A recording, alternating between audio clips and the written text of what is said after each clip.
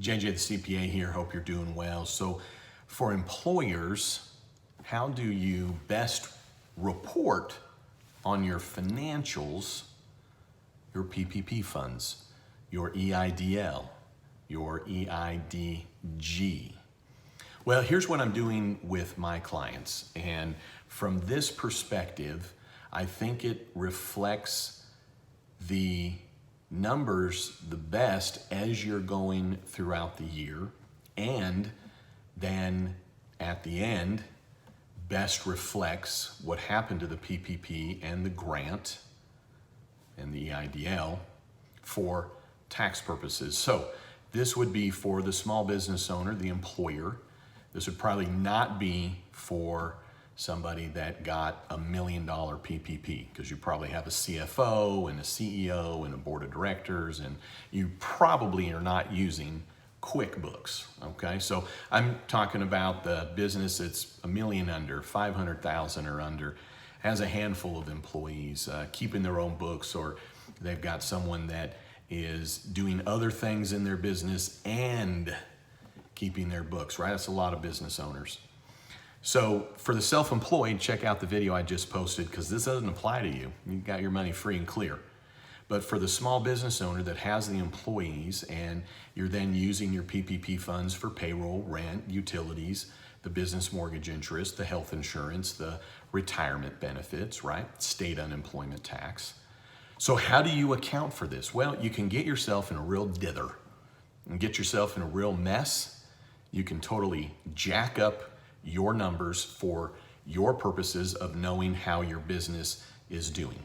Jacking up your numbers for the banks to even understand how your business is doing. So what I'm doing for myself, what I'm doing for my clients is very simple.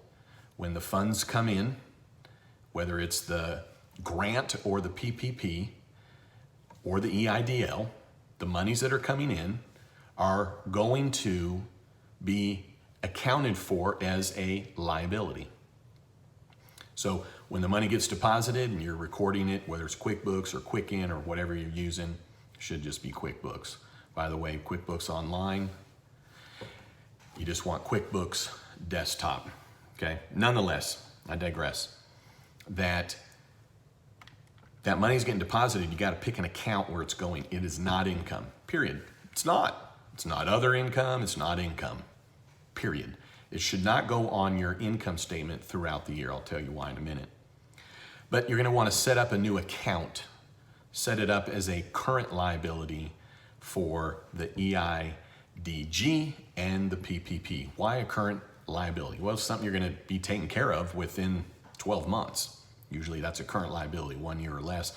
Some could argue it's 3 years or less, but that'd be someone that's got a pretty big outfit and they're tracking numbers differently than a small business, which is 99% of the clients I'm working with.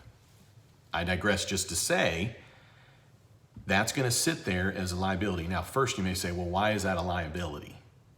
Well, it's a liability when the money hits your bank account because you're required to use it as directed. And if you don't use it as directed, then you have to pay it back, see? So when the money first comes in, it's a liability. You haven't spent it.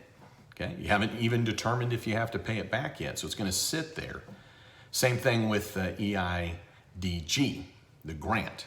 Now you know you don't have to pay that back, so why would it be sitting there as a liability? Well, for the same reason I just told you on PPP, you do need to use it as directed, if you will, which really it's just for ongoing expenses. I've got some videos that are related to that, the uses, I've got a playlist on that. But the reason you want it sitting there is that it's not going on your income statement. That's what's key here, okay? Now, if you're getting an EIDL, the Economic Injury Disaster Loan, well, that's a liability straight up. You're gonna pay it back, it's over 30 years. That I would set up as a long-term liability because you're gonna be paying it out over a long period of time. Even if you pay it off quickly, whatever, it should go as a long-term liability. I think for banking purposes, it would be good to label these liabilities as such.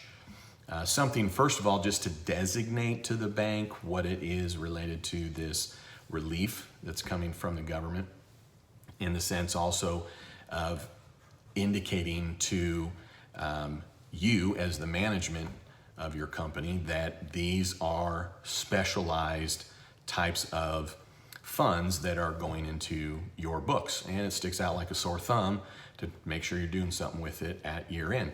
But it not going on your income statement is important while you're going throughout the year. So bear with me. I'm going to talk about how we're going to square this up. But throughout the year, what's important, even if you only look at your numbers, your financials a couple times a year, quarterly, hopefully you're doing it monthly, you want to be able to see what your true net income is.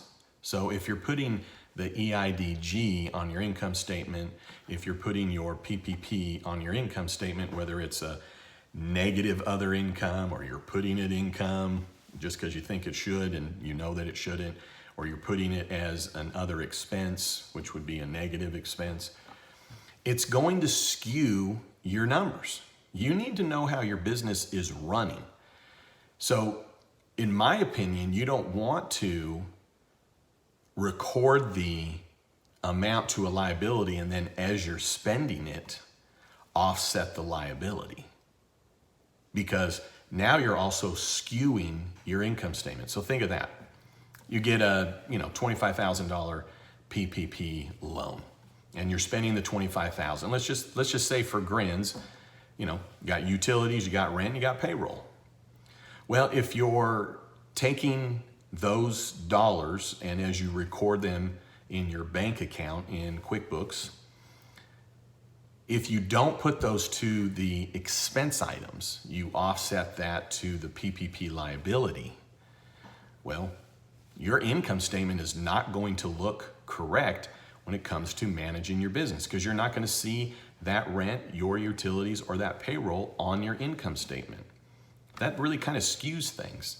You don't know really then what your real payroll costs are. You don't know what your real cost is for rent and utilities when you're doing a comparison and you're looking back on numbers. So fast forward a year and when you're comparing and doing some analysis or trying to figure out how you're going to move forward or doing some minor budgeting. If your income statement doesn't include all your expenses, it's going to be skewed in so many different ways, which I don't think is smart. So you can't get caught up in, well, how do I record this right now? And doesn't it offset that? And doesn't it offset this? And doesn't it offset that? Here's what I want you to remember.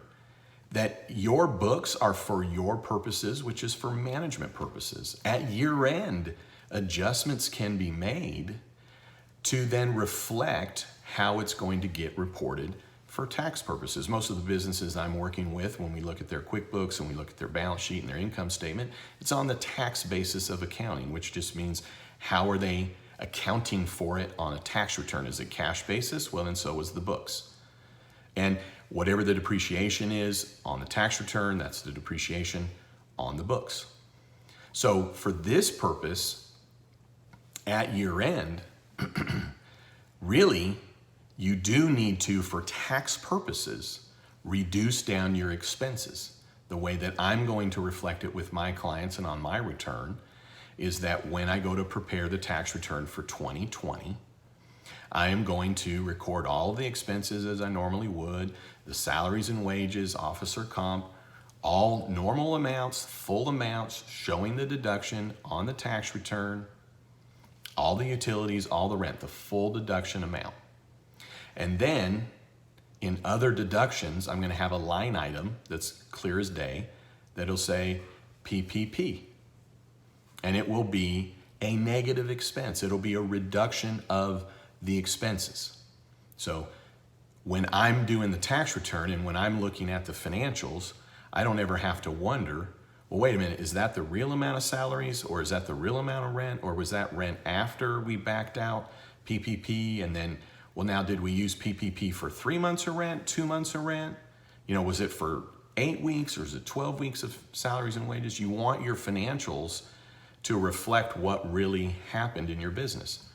And on the tax return, what matters is that your net income, okay, is going to have expenses that reduce down your net income, right? Well, this adjustment for PPP, in essence, by lowering down your deductions, increases your net income, increases your taxable income, okay? Now, why does it increase your taxable incomes? Because it's not taxable. Well, it increases your taxable income because the money that you spent out of PPP dollars, you don't get to deduct. Now, how would I account for it on QuickBooks is at year end 12/31/2020, I will be making an AJE to reduce down the PPP liability, the EIDG amount by the amount that was forgiven on the PPP, and I'm assuming for my clients and probably for you, the EIDG being 10,000 or less. I'm sure it got used before year end, but I'm going to do an AJE. I'm going to debit that liability and I'm going to credit other expenses. I'm not going to credit income. I'm not going to show this as income. It's not income. It's a contra expense. It's a reduction of expense. And I'm going to reflect it for my clients down below the line. What does that mean? I'm not going to show it as a negative expense in the ordinary expenses. I'm not going to show it as a negative expense in reducing down the salaries or the rent or the utilities. When you're looking at a set of financials, and you can read my book, JJ the CPA here, you can get it on Amazon. Lowered it as low as it can go, $12.33. Check it out. It's the top 60 questions of my 27-year career, most of which don't have to do with tax. I digress just to say, I talk a lot in this book, short chapters that are easy to digest, but I talk about this, that when you're looking at an income statement, you have your gross receipts, gross collections, okay? You probably have a cost of goods sold. That's your direct costs, your variable costs that you incur to generate that income. Then you have a gross profit. Gross profit is gross receipts less your cost of goods sold. That equals your gross profit, okay? Then you have your fixed costs, which is overhead costs. The costs of your business that you would have, they're ongoing, they're recurring, but it's the expenses that you have regardless if you showed up for work or not, regardless if your business was open, right? So those are your ordinary expenses. So gross income, cost of goods sold, okay? The net of that is gross profit. Then you take your operating expenses, your ordinary expenses, right? Your fixed costs, okay? And then that arrives to your net ordinary business income. That's what it's called on QuickBooks. These 5 things make that up. So down below all that, you have other income, other expenses. Other income, in my mind, is things that don't routinely happen. Other expenses are things that don't routinely happen. So when you are looking at your financials next year in 2021, and you're looking back on 2020, or when the bank's looking at your financials for 2020 next year, you do need and want to reflect a reduction in your expenses, but by doing that down in other expenses as a negative expense. And how do you record as a negative expense? Well, if you were to debit the liability and you're crediting other expense, when you're looking at your P&L, it's going to show up as a negative expense, okay? It's not other income. You don't want anybody who's looking at your financials, including you and the bank, to think that you have this other income. Not that there's anything wrong with it, but it's not income. You want that to be sticking out like a sore thumb, that it's other expense reduction. So that when you're now looking at these 5 numbers, you want them to be as true as they are. It doesn't matter that you got the money from PPP. That was your payroll. Didn't matter that you got the money from PPP. That was still your rent. That was still your utilities. You still want to see those numbers unadulterated, not affected for planning and management purposes. And then at year end, just like I'm telling you, is when you clean it up, and the cleanup part is just then matching things up to how you're going to report it on the tax return. But you don't want to affect your numbers for the purposes of management, banking, making decisions, planning, right? I mean, if you're trying to figure out, well, what is my overhead? And you're 2 years from now, and you're going to probably remember you had PPP, but you're like, well, let's see, was PPP in 2020? You're going to be like, well, wait a minute, did it pay for, how many months did it pay for rent? You don't need to be doing any of that. So I think this is the simplest way to go. You can go another option where you can track exactly what the PPP was used for, and instead of recording the expense, you can record it as a reduction of the liability. I'm not electing to do it that way. I'm not going to help my clients do it that way because of all the reasons that I just stated to you. So hopefully that helps. And really what it comes down to is I don't really need to do a video with QuickBooks up on the screen. Okay, I did do one of those in the past where I have it up there. I walk through both methods. But this just really makes it simple. You're just going to make one entry when the money comes in, and then you're going to make one entry at year end. You're done. You don't have to get into a mind bender of how you record this or how you account for it, because all you're going to do is set it up as a short-term liability for both the grant and the PPP funds, and you're going to make your adjustment at year end.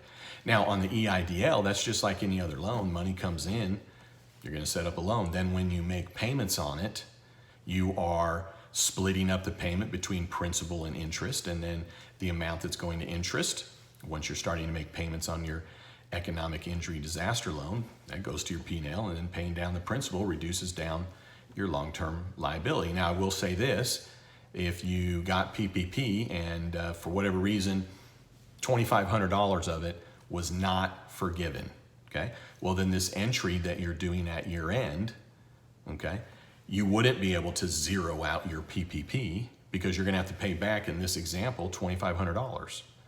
So if you got $25,000 in PPP funds, but only $22,500 of it is going to be forgiven, then you're gonna only make an adjustment, an AJE. You're only going to debit the PPP liability, $22,500, and then you're gonna credit, that's just right in an AJE, you're gonna credit other expense by $22,500, and then that $2,500 is still sitting on your balance sheet, and now it's got to get paid back. And as it's paid back, you're then reducing down that liability. With the grant, you're just going to make an adjustment at year end because you don't have to pay it back.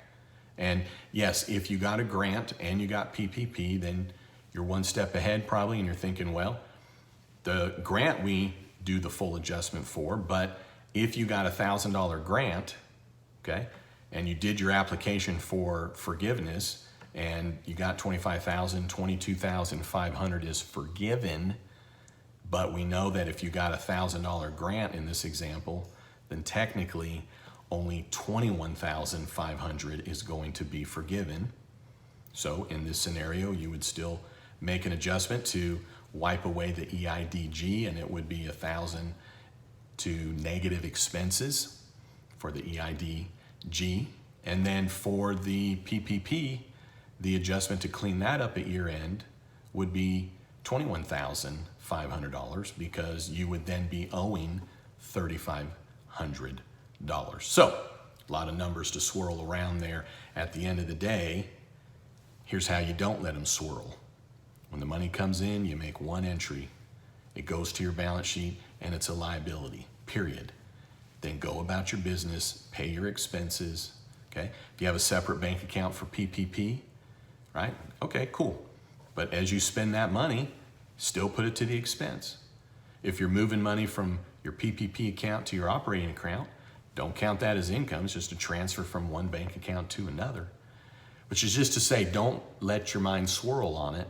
And the reason you don't want it to swirl on it and try and figure out all these intricacies is that it will screw up your income statement in terms of not being able to then see a true income statement. You need to be able to see what your expenses are, your true expenses.